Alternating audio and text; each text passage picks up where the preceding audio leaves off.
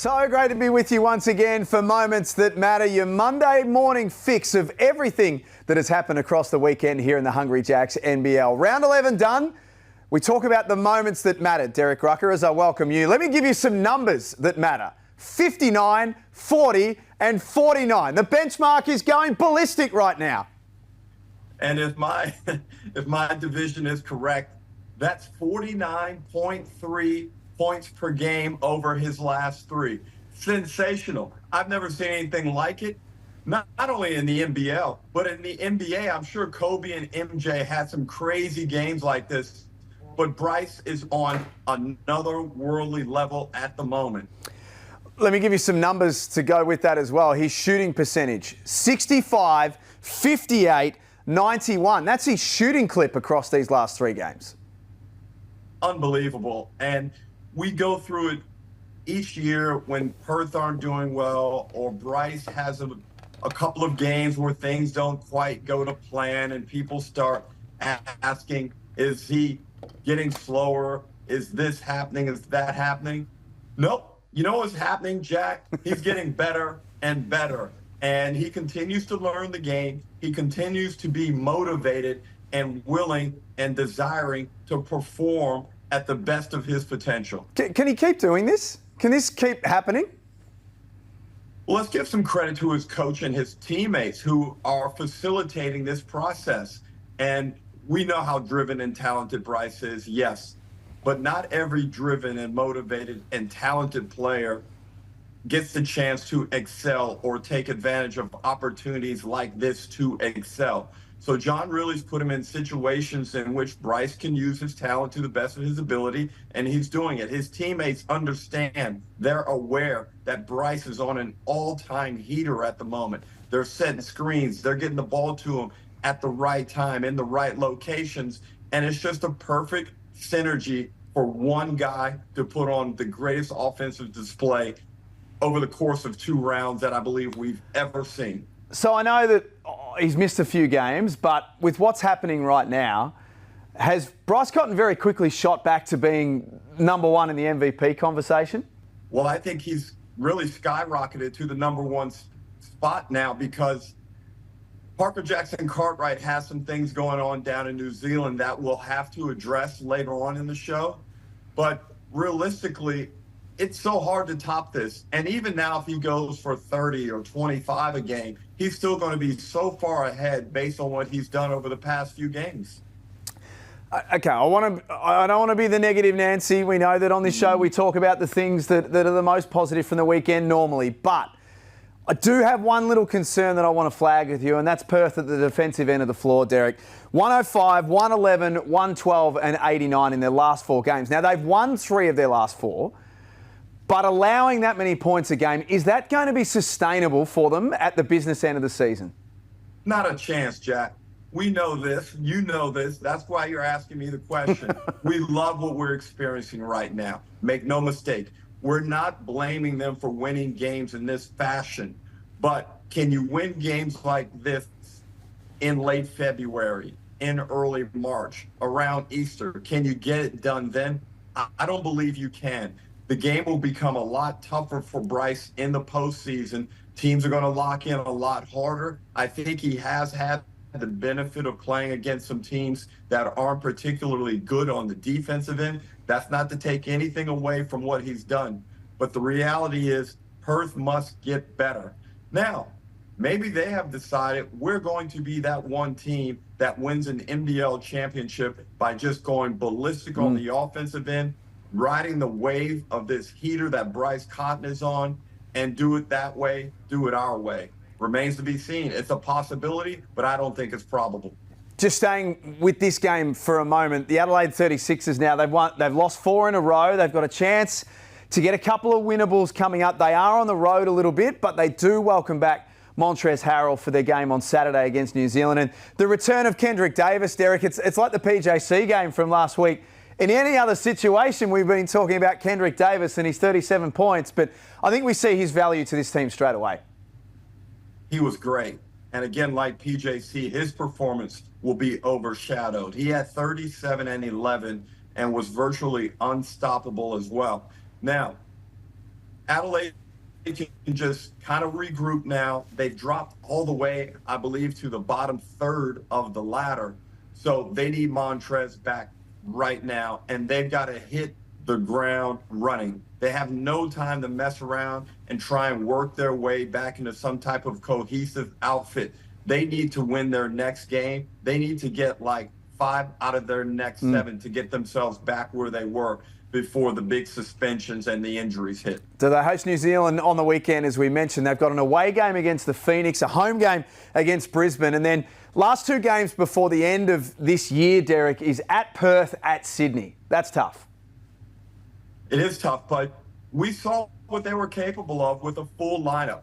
And with Montrez being out, it looks like Isaac Humphries has found a bit of rhythm.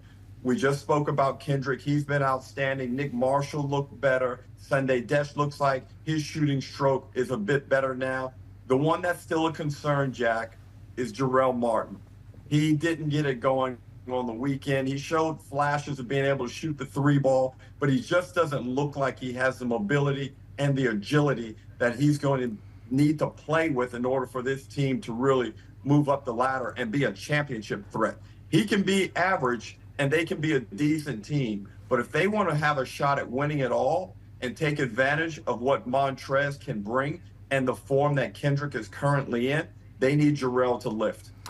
We were at John Cain Arena yesterday. We saw the Brisbane Bullets pull off one of the best wins of the season so far. And Derek, you follow the Bullets really closely. I would argue that's one of their best wins in quite some time. To go to Melbourne, to beat United, to have all 3 of their imports score 20 points or more, and Tyrell Harrison score 20 points or more. That was a pretty complete performance from the Bullets. 4 guys over 25 points in that game. That is amazing. Cook and Prather go for 27. Harrison and Bateman go for 25. They got very little from their bench. But, Jack, I think this is the blueprint for success. Now, this was on the excessive side. They shot 64% from the field, 50% from the 3. They were outstanding. But those imports must accept responsibility for producing to this type of level and efficiency. They were just amazing, amazing yesterday. Now, to your point, I'm going to go a little bit further. That was their best win since re-entering the competition. So I'm going back 7, 8 years now. Jack, that was a masterpiece what they did in Melbourne. And not only was it the way they played on the offensive end, but it was the fact that they were coming off a win. And another win like this really cemented and reinforced what they did on Friday night. And also, it was against the best team in the league, one of the most storied franchises we currently have going around, a team that most likely is going to be in the championship series, and a lot of chemistry between the 2 teams. Schuler finally gets a victory over Dean Vicker. Snaps a 12-game losing streak that Brisbane had against Melbourne. Ouch. What can that do from a confidence perspective now for the Bullets? They host South East Melbourne on Thursday night. You'll be there, I'll be there. I'm really looking forward to this game. It's got more spice all of a sudden, but when you have a big win like that for the Bullets and then you've got a pretty quick turnaround to your next game, what can that do? Well, I think Andrew Bogut said about James Bateman that he seems to be bipolar on the offensive end. He needs to stabilize now and find some level of consistency. It doesn't have to be as outstanding as it was yesterday, but I'm sure Justin Schuler would like 17, 18 points a game as an average going forward, and less up and down, less swings in his productivity, so that gives them a foundation upon which to build. Tyrell Harrison, he was just outstanding yesterday and Friday night here in Brisbane against Adelaide. I think he's really found his mark, and given his personality, I think it took him a while. I think the more you change group dynamics and the team composition, the more it takes Tyrell time to figure out where he fits in. I think for the rest of the season, now that he understands how everything is playing out around him, he'll be very consistent and one of the best bigs in the competition. Let's jump from a really good performance to a couple of, in fact, let's be honest, 2 or 3 rounds of pretty ordinary performances from the New Zealand Breakers. 14 points in the first quarter against Sydney on Saturday. 7 points in the third quarter on Thursday against New Zealand. They were almost unwatchable, Derek, in that third quarter against Melbourne. The question I have for you is, are the Breakers broken? Well, they have the hashtag of being unbreakable, but their morale looks shattered, Jack. They look like their spirit is certainly broken. And it's not whether you win or lose games. Everybody wins, everybody loses. But when you lose, it's how you lose. And now it looks like they're sliding down the ladder. And PJC didn't quite look like he was playing with the same spirit. And they've got to get that together. And a lot of it is going to come down to Parker. That team performs as Parker goes. And when he's playing with that energy, with the personality we love to see, it really uplifts the rest of the group. Their work's cut out for them. We know what's happened. We're not blaming Taco Fall himself for the struggles that they seemingly are going through now. But that transaction has a lot to do with what's going on right now. Does the team feel like, damn, we can't get it done anymore? Possibly, but somehow, some way, they've got to rally. And you get checked, you get tested in a lot of different ways in this league. And right now, the question is being asked of them, do you want to compete? Does make you wonder if you're one of the teams outside of the top six at the moment, whether you're looking at the Breakers and saying, well, there's a gap that's about to appear here because we think they might fall out. They're a huge watch this space, I think, right now, New Zealand. Well, Jack, and this was one of the reasons why I thought Sydney were due to go on a run, because they've got another game to come at New Zealand before Christmas. And I think you can add that one to the win column based on how we saw them dominate them this round. So New Zealand, they've got it in front of them. It's still up to them. They're on the top five still. So there's a chance for them to rack up a couple of wins before Christmas and kind of hold their spot, and then hopefully kind of lift their spirits and feel better about themselves and their prospects for the balance of the season. Just quickly on the Kings, while you mention them, they've now just slowly snuck up to third. There's still a lot of criticism about the way they're playing and substitutions and things like that, but they're third all of a sudden. Is that a true outline of where they're at? Are they the third best team in the league right now? They're so good on the defensive end, Jack, and that's where they're getting teams. Their offense still doesn't look great. It's frustrating at times because they'll go patches where it looks smooth and they're moving the ball and they're getting the right people, the basketball, in the right places on the floor. But then it goes bad. But right now they're hanging their hat on that defense. And they can snuff you out. They can stifle opponents and just clunk their way to victories. And I think that's what Brian Gorshin has decided to do.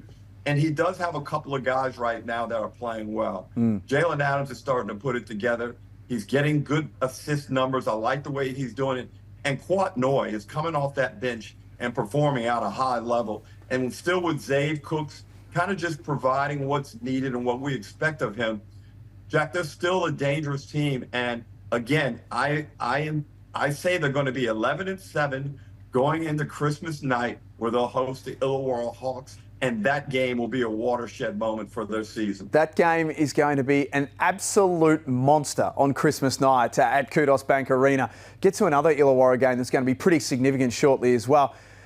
On Saturday night, the South East Melbourne Phoenix, they left the door open all night, basically, for the Cairns Taipans in front of the Magic Legends who were there multiple times that they really should have slammed the door shut. But in the end, it was Nathan Sobey, Ruck, who, let's be honest, has probably more critics than just about any other player here in the Hungry Jacks NBL. Everyone's got an opinion about the way that he plays, and you take the good and you take the bad. But Saturday night, in my opinion, wasn't just good Nathan Sobey. Saturday night was outstanding Nathan Sobey. And it's confusing because you ask yourself, why can he not produce this type of performance on a more regular basis? And he always plays with a high level of intensity. He's passionate about the game, but it's just the shooting and the skill sometimes and the decision-making that lets him down. Well, none of that was evident on Saturday night. He was going to work, knocking down jumpers. He was pretty good on the defensive end. I thought his passing was improved over where it had been over previous rounds. And now the challenge is there for him. As I said about James Bateman, can we get more consistency in your performance? Because when he plays like that, it takes so much pressure off the rest of the team. He is an athletic force out there on the basketball court. But the big question, Jack, is what is going on with Derek Walton Jr.? He is the one guy, if he gets to his level, now you can start thinking of the Phoenix as being a potential top 4 team. Yeah, I think the Phoenix, Derek, are the biggest watch this space in the entire competition right now. I think their next 4 to 6 weeks, it wouldn't shock me if they finish well inside the top 4 now. Just on Derek Walton Jr., Owen Foxwell picked up the slack last weekend, and that was fantastic. And as a result, Derek Walton Jr. only played the 7 minutes. Didn't play on Saturday night because of illness, but did you think there were times, particularly in that fourth quarter, where they really looked like they needed him? They needed that veteran leadership? Yeah, and I think that he's only had a couple of good games this season. We know he had the hamstring injury. And I just feel with that floor leadership that he can provide, that sensibility as a basketball player that he has, and then his ability to inject himself into the game offensively and read the game and hook people up. But we haven't seen it yet. And sometimes you get a bad run with injuries and sickness. But this week against Brisbane, against a hot team, is when you need your floor leader. And the guy who you went out and signed as basically the face of your franchise for this season in terms of an import spot. You need him to come up big on the road. This Thursday night, it's got to be a Derek Walton impact game. Oh, gee, I'm getting excited for Thursday night already. This game is going to be monstrous. I'm looking forward to being at the Brisbane Entertainment Centre. Let's talk thumbs up, thumbs down. Why don't we start with the negatives this week? Who's getting thumbs down? Well, I think New Zealand, and I just don't like how they're going about their business. I think they need to find some direction, and a lot of that will start with PJC. But for the first time, probably, Jack, Kendric Davis, the head coach of the Breakers, he's facing some stuff that he probably didn't expect to come about so quickly after being off to a great start. And now as a coach, he's being challenged. How do you rally your group around? How do you get them to maintain faith in what you're trying to do as a head coach? My thumbs down is to the Cairns Taipans, Rucker. I did that game on Saturday night. And when I say a thumbs down, this is not a head-kicking exercise. They've lost 11 in a row now. Adam Ford spoke about it post-game that there's something mentally not quite happening with the Cairns Taipans. They're getting to situations where they should win and they're not. I don't know what they do next, to be honest. Well, they just have to stay on it. And they have a run of home games coming up in which they can beat anybody. But it is demoralizing when you've lost 11 in a row or 12 in a row, whatever it's up to now. But Adam Ford, again, I maintain he's done a good job this year. It's going to take a little bit of time for them to get Bradshaw and Edwards back in the mix. Edwards is a guy that's got to find his rhythm again, because when he does, if you compare him with the way Armstrong's playing right now, Taipan's going to be tough. But I hear where you're coming from. They're right there. They're right there knocking on the door, but they just can't get in the house. Yeah, they just need a win. They just need one, I think, just to try and break the mould a little bit of what's going on. Who gets your thumbs up?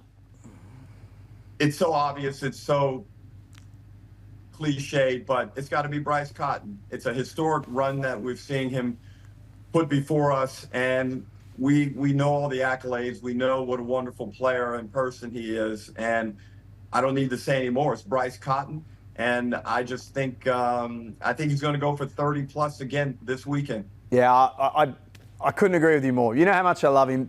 I just think, and we spoke about this last week on the show, for fans of the NBL, we've got teams we love, we've got teams we hate. It can get a little bit political and a little bit bitchy at times. We understand that.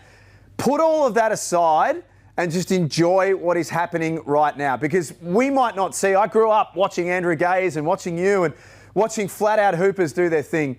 We haven't seen anything like this for quite some time, Derek, and we might not see anything like this for a long time to come. So just enjoy what's going on right now.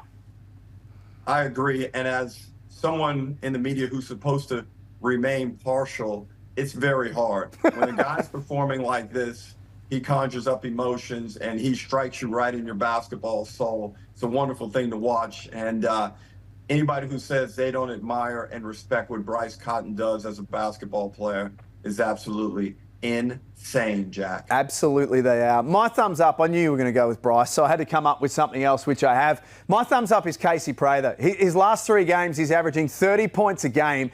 He's shooting the 3-ball, Derek, at 75% across these last 3 games as well. It has been an absolute delight to watch Casey get back to some of his best basketball. He shocked all of us. And yesterday's performance off the back of the one he put on Friday night against Adelaide was really impressive. And if I'm the Brisbane Bullets, I am monitoring his body extremely closely. Casey, you don't have to do all that extra crazy stuff that we got these young kids doing. Just make sure you're ready to go and give us buckets when we flip the bright lights on. I thought Ariana was the most famous Prather in that household. I still think she is, but Casey's challenging that little mantle at the moment as well. Hey, just to finish off, Friday night, we spoke about Thursday, Southeast Melbourne and Brisbane. That's going to be great. We'll both be there for that one. Friday night, Melbourne versus Illawarra. A rare Friday night game for Melbourne United. First versus second. This is big time. It is. And Illawarra, coming off the back of that huge win in Perth, I think they found what it takes now to win on the basketball road against very good opposition. And Melbourne United will be seething after that performance against Brisbane.